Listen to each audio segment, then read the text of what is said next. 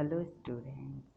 तो जैसे कि हम 10th क्लास का सिलेबस कवर कर रहे हैं, कुछ स्टार्ट हो चुका है। हर सब्जेक्ट में नहीं, कुछ सब्जेक्ट में स्टार्ट हुआ है। जैसे केमिस्ट्री में भी आ चुकी हैं, एक लेक्चर केमिस्ट्री का आ चुका है, इंग्लिश का एक चैप्टर आ चुका है, और अभी हिंदी का नहीं आया होगा। मैथ्स का दिया है मैंने एक चैप्टर, और किसी में भी नहीं आया है ना। तो जितना है आप अभी कवर कीजिए, तो ये स्टार्टिंग में धीरे धीरे आराम से हम सिलेबस को कवर कर सकते हैं। तो आज हमने एक नया चैप्टर उठाया है, the rise of nationalism in Europe. Europe में कैसे नेशनलिज्म राइज किया। देखिए, जिसमें इज्म लगता है उसमें आइडियोलॉजी होती है, सीधी सी बात। कोई नेशनलिज्म एक आइडियोलॉजी है। क्या आइडियोलॉजी है? अपने देश के लिए, अपने देश को आज़ादी दिलाना, ठीक है, और उसमें इक्वालिटी के साथ रहना नेशनलिज्म कहलाता है, राष्ट्रवादिता है, ठीक है। तो ये पेंटिंग से चैप्टर स्टार्ट हुआ है, तो टाइम वेस्ट नहीं करते हैं, पढ़ लेते हैं। चैनल को सब्सक्राइब कर लीजिएगा। ये पेंटिंग से स्टार्टिंग हुई है चैप्टर की, ठीक है। इस पेंटिंग को आप जैसे कि देख रहे होगे ना, तो आप सोचोगे पेंटिंग से क्या स्टार्ट है। तो इसमें ये जो है ना पेंटिंग, ये फ्रेडरिक सॉरियो थे, एक आर्टिस्ट थे फ्रेंच के, उन्होंने बनाई थी।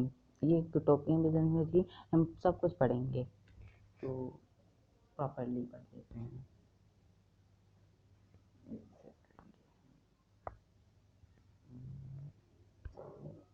अब पढ़ते हैं।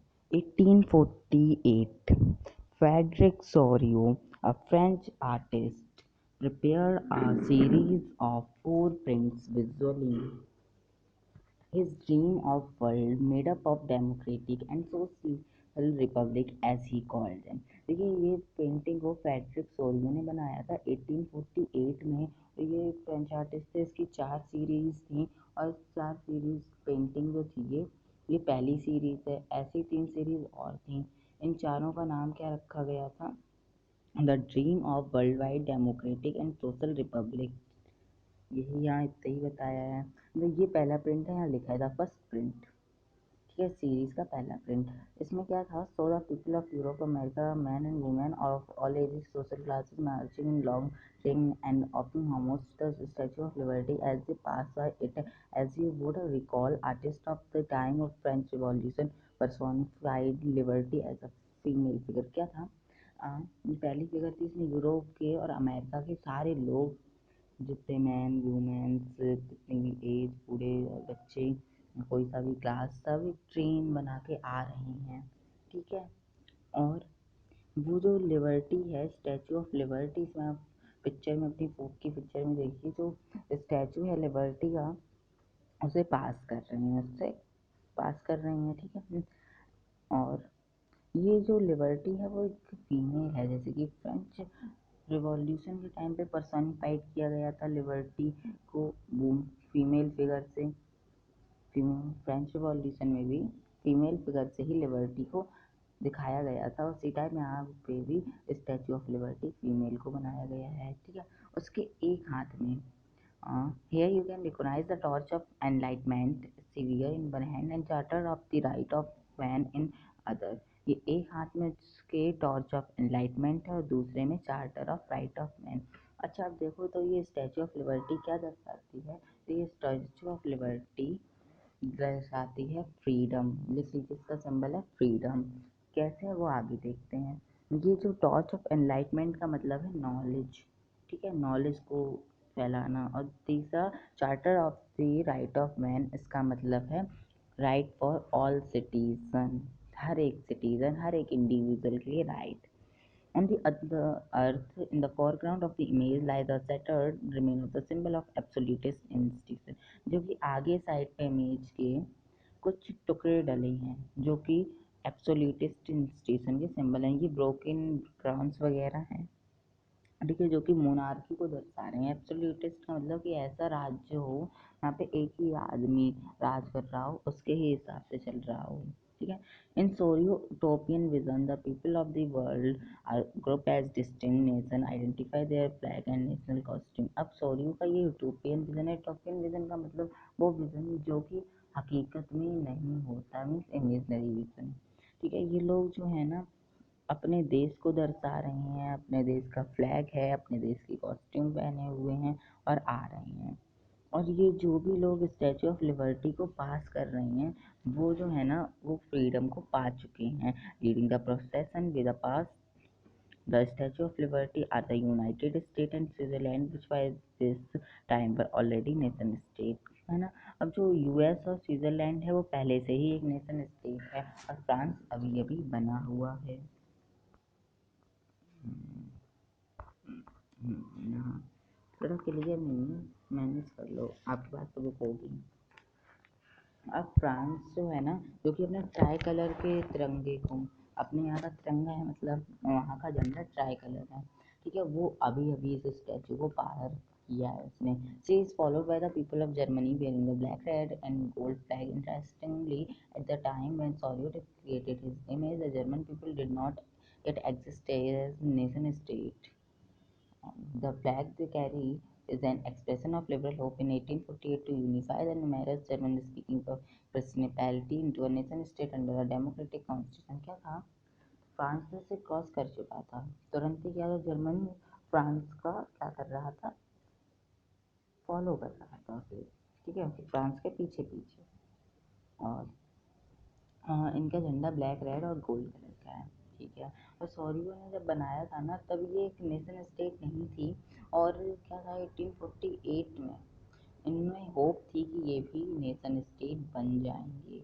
और इन्हें कौन कौन फॉलो कर रहा था, इन्हें फॉलो कर रहे थे people of Austria, kingdom of two Sicilies, टम्बैट्री, Poland, England, Ireland, Hungary, Russia. और जो ऊपर आपको दिख रहे होंगे क्रिस्ट, सेंट एंजल, ये सब दर्शा रहे हैं फ्रैटर्निटी को, भाईचारे को। ठीक है, तो हमने इस पेंटिंग के बारे में पढ़ा कि इसमें 5 चीज़ें थी, ठीक है, ओके। इस अब पेंटिंग के क्या फीचर है, क्वेश्चन बन सकता है what are the feature of the painting. तो पेंटिंग के फीचर थे कि पेंटिंग को फ्रेडरिक सॉरियो ने बनाया था, 1848 में बनाया था। तीसरा पॉइंट हो जाएगा कि ये 4 रेस की सीरीज थी। चौथा पॉइंट हो जाएगा ये मोनार्की को ख़त्म करना चाहते हैं, ये मोनार्की को ख़त्म करते हुए दर्शा रहे हैं। पाँचवा आपका पॉइंट होगा कि ये यूटोपियन विजन में थी। अब आपसे पूछा जा सकता है इसके सिंबल्स कौन कौन से थे, और मंचेस में जो पिक्चर्स थी उनके क्या सिंबल थे। तो इसमें स्टैचू ऑफ लिबर्टी का मतलब फ्रीडम था, एनलाइट टॉर्च ऑफ एनलाइटमेंट का नॉलेज था, और तीसरा right of the charter of man का राइट फॉर सिटीजन्स ऑल। और जो ब्रोकन क्राउन से आगे वो मोनार्की को ख़त्म होते हुए दर्शा रहे हैं, abolition of monarchy. And one last thing is god angel Christian gods थे ना, तो ये चीज़ क्या दर्शा रहे हैं, ये दर्शा रहे हैं फ्रैटर्निटी को, और कह सकते हैं ऑन द राइट पाथ, एक सही रास्ते में हम जा रहे हैं। अब इस लास्ट पैसेज में कुछ खास नहीं पूछा जाता है, सिर्फ नेशन स्टेट का कॉन्सेप्ट पूछा जा सकता है। तो देखते हैं, एक बार रीड कर लेते हैं। During the 19th century, nationalism emerged as a force which brought about sweeping changes in the political and mental world of Europe. क्या हुआ 19th सेंचुरी में, जब नेशनलिज्म आया तो बहुत ही बड़ा चेंज हुआ यूरोप में।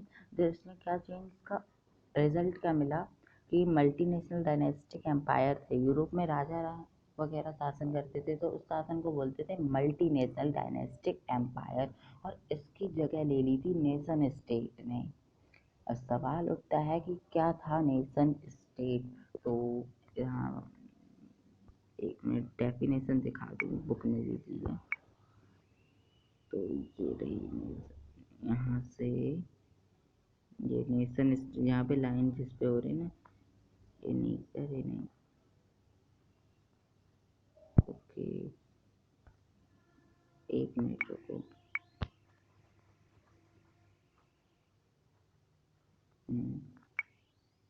यहाँ से डिसेंट तक, डिसेंट, ठीक, चलो तो पढ़ते हैं।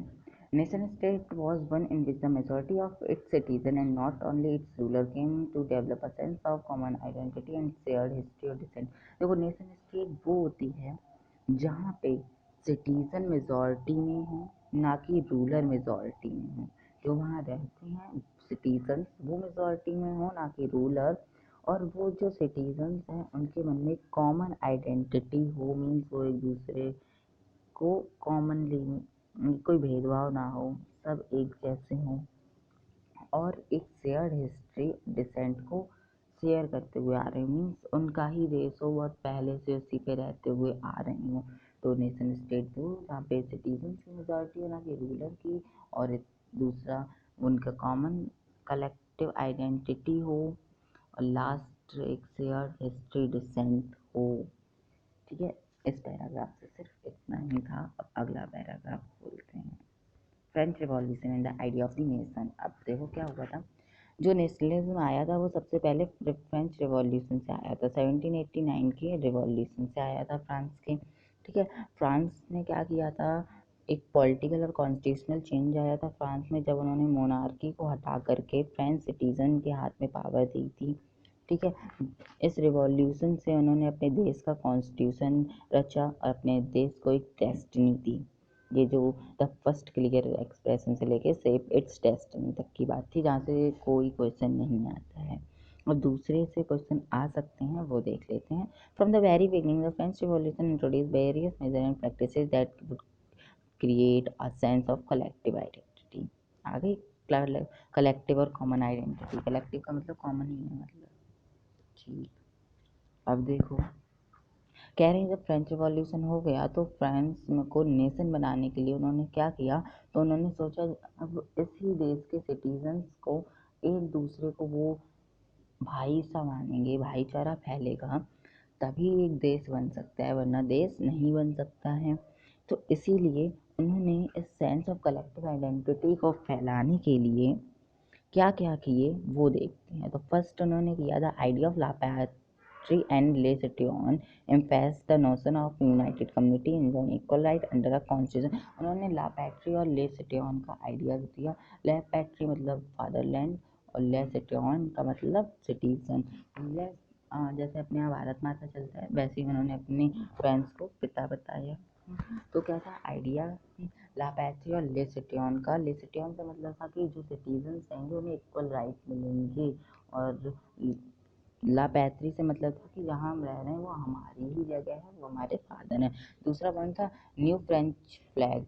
न्यू फ्रेंच फ्लैग का क्या मतलब था, वो ट्राई कलर फ्लैग जो था उसे इसलिए लाए थे जिससे कि जो रॉयल स्टैंडर्ड चीज़ें हैं उन्हें रिप्लेस कर दिया गया है। The state general was elected by active citizen, it gave a new name national assembly. क्या था, एक्टिव सिटीजन था वोट देते थे, वो कौन सी जगह थी, स्टेट जनरल की मीटिंग होती थी, उसका नेम चेंज करके नेशनल असेंबली कर दिया। अब नेशनल असेंबली था तो देश की फीलिंग आई। चौथा पॉइंट आता है न्यू हाइम्स वर कंपोज्ड और taken and martyr commemorated all in the name of nation. क्या हुआ था, जो हाइम्स लिए गए, ऑथ्स ली गई, और जो मैटायर लिखा है मतलब शहीद जो लोग हो रहे थे उन्हें श्रद्धांजलि दी गई। और ये सारी चीज़ें हुई किसके नाम पे, देश के नाम पे। लोगों को देश से प्यार होने लगा इसलिए।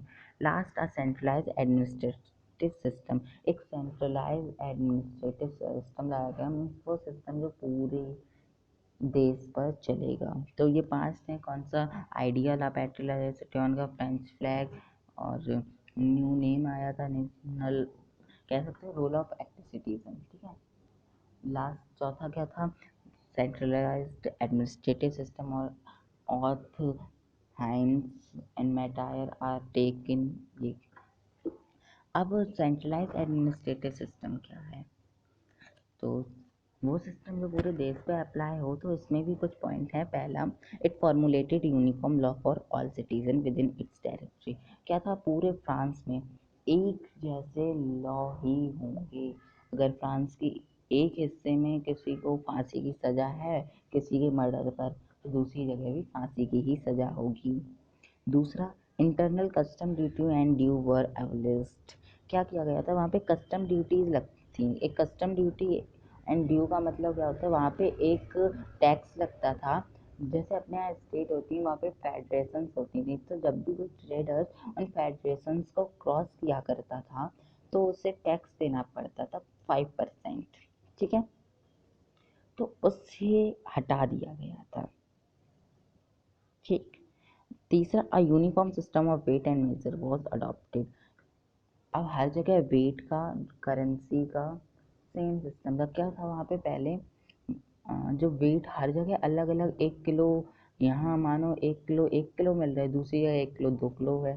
मीन्स उनका नापने का, तौलने का एक जैसा सिस्टम नहीं था, तो उसे भी कॉमन कर दिया, यूनिफॉर्म कर दिया। Last, a regional dialect was discussed and French as it was spoken and written in Paris became the common language of the nation। क्या किया गया, अगर अलग अलग बोली बोली जाएंगी तो वो एक डिस्करेज क्रिएट करता है, इसलिए उन्होंने पेरिस में बोली जाने और लिखी जाने वाली लैंग्वेज फ्रेंच को कॉमन लैंग्वेज, नेशनल लैंग्वेज बना दिया देश की। तो ये थी 4 चीज़ें सेंट्रलाइज एडमिनिस्ट्रेटिव सिस्टम में। अब देखो objective of F R means क्या ऑब्जेक्टिव थे फ्रेंच रिवॉल्यूशन के। तो फ्रेंच रिवॉल्यूशन हुआ तो उन्होंने ये सोचा, in other word to help other people of Europe to become nation. अब इन्होंने सोचा कि हमने अपने आप को तो नेशन बना लिया है, तो अब दूसरे यूरोप में जाके हम मदद करेंगे उन्हें नेशन स्टेट बनाने में।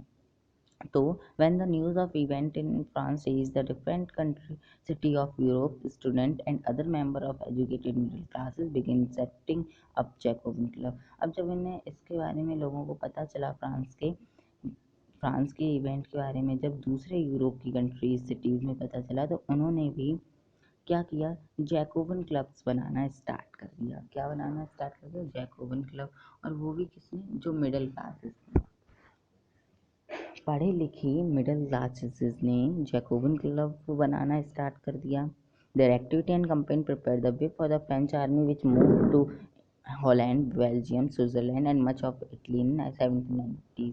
1790s में क्या किया, इन एक्टिविटीज के कारण एक अच्छा सा पाथवे बन गया था फ्रेंच आर्मी के लिए कि वो वहाँ पे जाए और उन्होंने कहे यूनाइटेड नेशन बनाने में हेल्प करे। तो 1790 में वो हॉलैंड, स्विट्जरलैंड, इटली के हिस्से में और बेल्जियम में गई।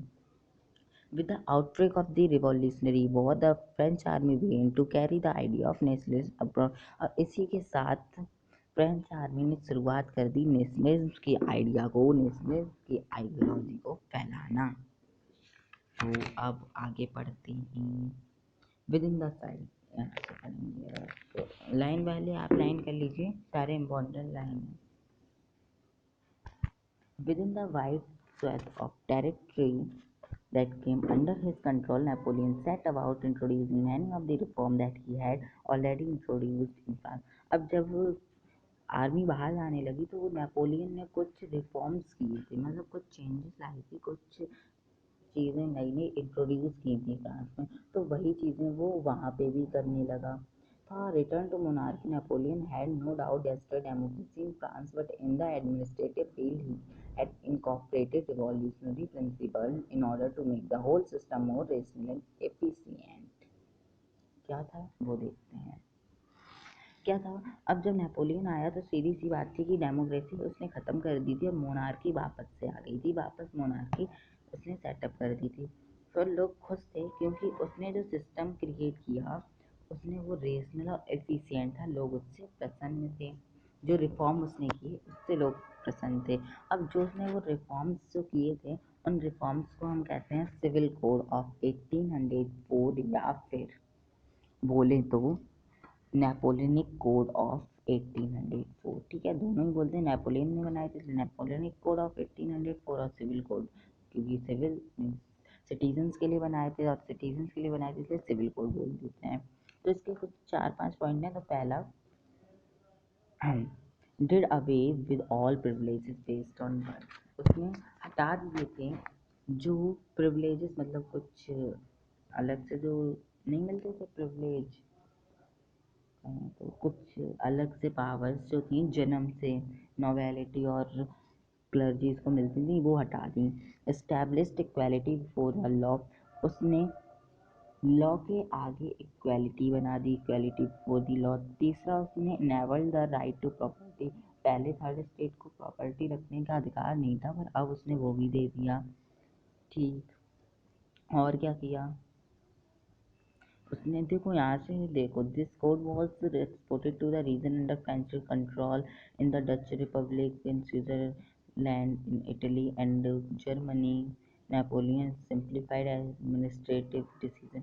यहाँ से अभी कोई ज़्यादा ज़रूरी चीज़ नहीं, ये नहीं समझाऊंगा, हम सिविल कोड ही देखेंगे। तो सिविल कोड इसके आगे आ रहा है, चौथा पॉइंट इसका, एबोलिश द फ्यूडल सिस्टम। इन्होंने and freed peasant from serfdom and manual. क्या था, उन्होंने चौथा पॉइंट में है कि उसने फ्यूडल सिस्टम हटा दिया था। फ्यूडल सिस्टम वो जिसमें जो बड़े बड़े लोग थे वो थर्ड स्टेट से फ्री में काम कराते थे अपनी ज़मीन पर, वो सिस्टम को फ्यूडल सिस्टम कहते थे। और कुछ पीजेंट जो थे सर्वडम, मतलब स्लेव फार्मर। सर्वडम था जिसमें फार्मर्स को हम अपना, वो लोग गुलाम बना लेते थे फार्मर्स को, उस चीज़ को सर्वडम कहते हैं। उससे भी पीजेंट्स को मुक्त कर दिया। और लास्ट में मैनोरियल ड्यूज।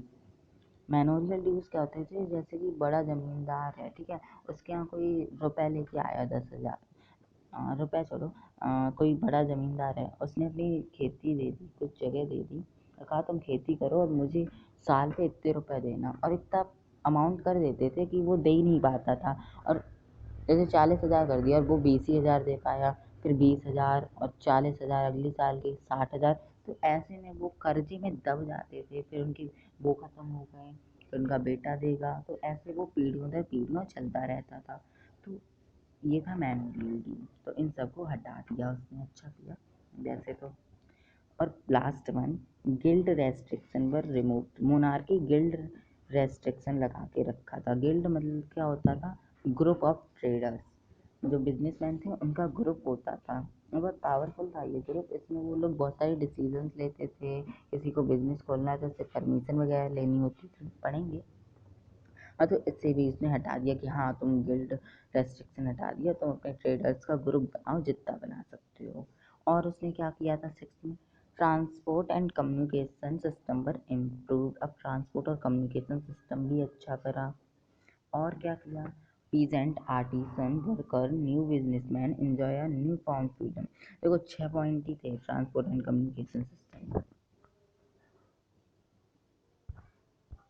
यार अब peasant artisan worker and new businessman enjoyed a newfound freedom। अब उन्हें नई नई आज़ादी मिल गई थी। Businessman and a small scale producer of good. और इसने एक और काम किया था, 6 पॉइंट हो गए थे ना, सातवां यहाँ से है, uniform law, standardized weight and measure, common national currency. इसमें सातवां पॉइंट ये लिख लो कि उसने यूनिफॉर्म लॉ लाया था, जो सेंट्रलाइज एडमिनिस्ट्रेटिव सिस्टम था ना, वो भी इसी ने लाया था।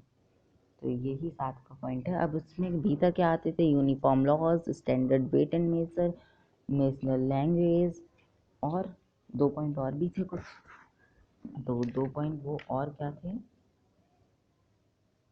कॉमन लैंग्वेज, है ना, और कस्टम ड्यूटी वगैरह हटा दी थी।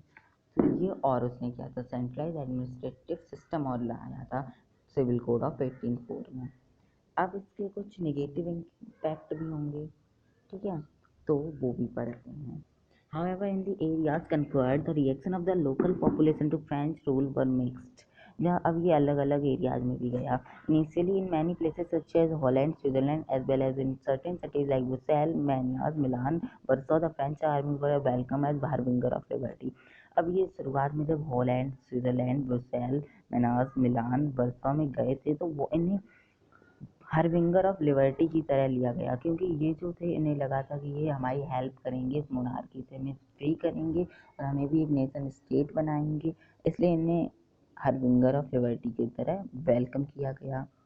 But the initial earthen soon turn into hostility. पर जो शुरुआत में जितना इनके हेल्पफुल रहे, जितना इन्होंने वेलकम किया, वो सब फिर बाद में ख़त्म सा हो गया। बिकॉज वाई, तो क्यों हुआ था, इसका निगेटिव इम्पैक्ट भी था सिविल कोड का।